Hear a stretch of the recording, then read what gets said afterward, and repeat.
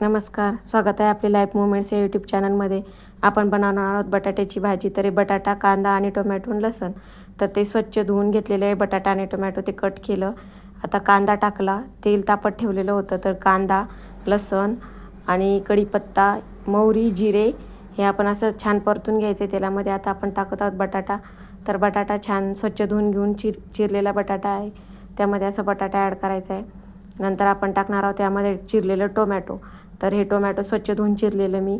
तर tomato add केल्यानंतर असं आपल्याला याच्यामध्ये टाकायचं आहे मीठ चवीनुसार आणि यावर झाकण ठेवून हे असं आपल्याला शिजवून घ्यायचं आहे अगोदर.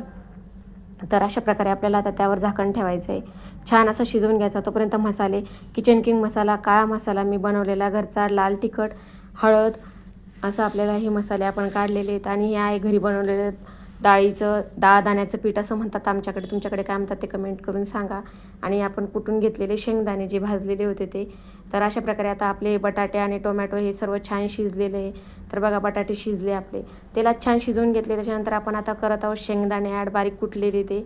आणि हे जे मसाले आपण बाहेर काढले होते ते मसाले सर्व. तर तिघांसाठी चौघांसाठी छान मस्त व्यवस्थित भाजी होती. तर हे बघा अशा प्रकारे आता त्यामध्ये पाणी ॲड करत आहे मी.